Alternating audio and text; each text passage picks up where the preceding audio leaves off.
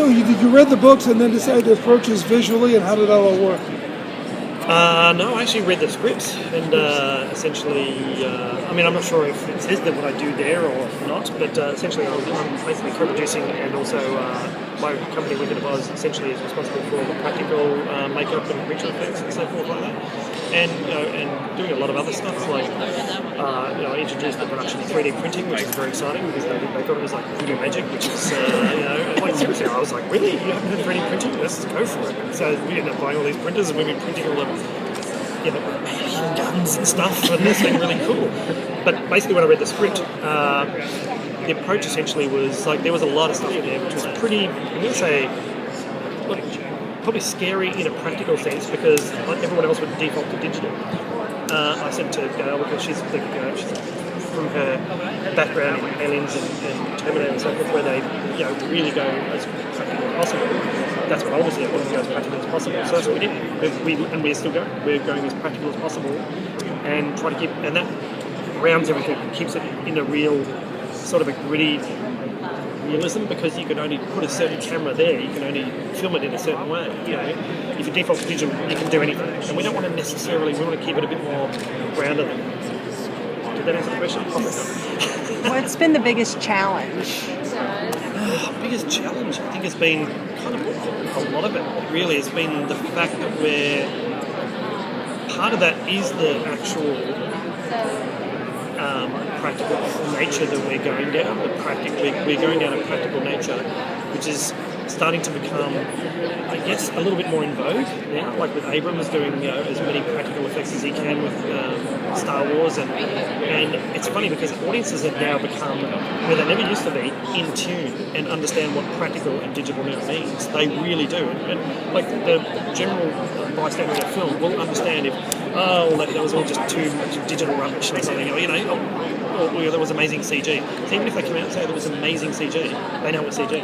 Whereas we sort of want people to kind of be engaged with the actual the storytelling and not be sort of, I guess, overwhelmed or visually sort of like taken on just what's the word? I'm trying to think of the word. Overstimulated. Yeah. We kind of by keeping it all as grounded and as practical as possible, it really starts to. Your characters really feel like they're in peril, or your characters really start to feel like they're interacting. It feels real. It feels grounded. It feels gritty. It feels real, and also it's a little bit gory.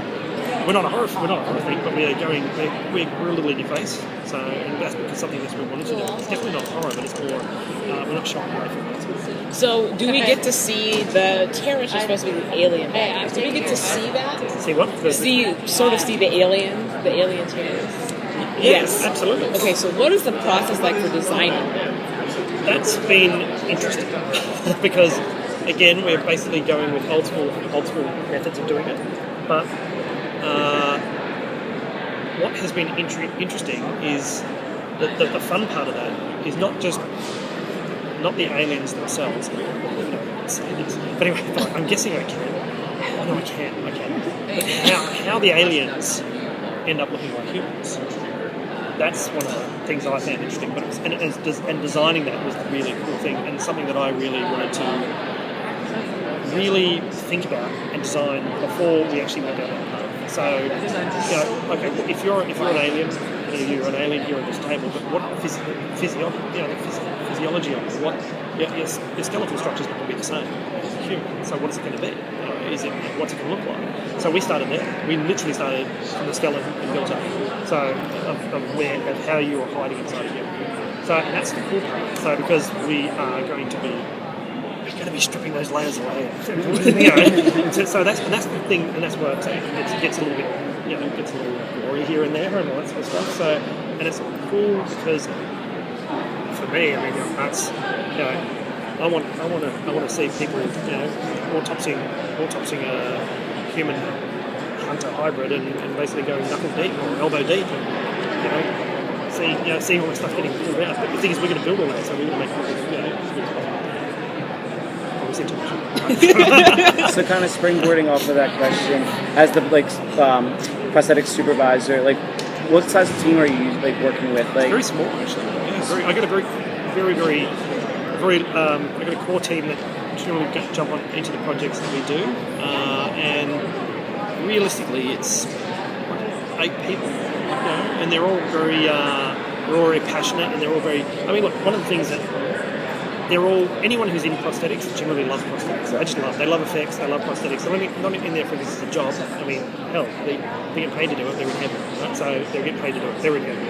But it's when you basically then have what we've done, which is really great. I have a studio in Melbourne, but what we've done is we've moved that studio and all of the production into one facility. So editorial, script writing, costuming, sets, prosthetics, we're all in the same facility. It's great because everything's happening there. So everyone knows everyone. It's a really very family-oriented kind of.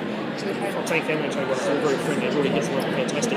But when I'm able to basically have all the prosthetics going on, and then able to bring Gail up into the prosthetics lab, and then suddenly tell stories about working with Rob Bottin on her first job robbing methicillin creatures. I mean, my guys just geek out. This is awesome. And then they invigorates them for the next 2 weeks. Like, stop doing that crazy. So it's great.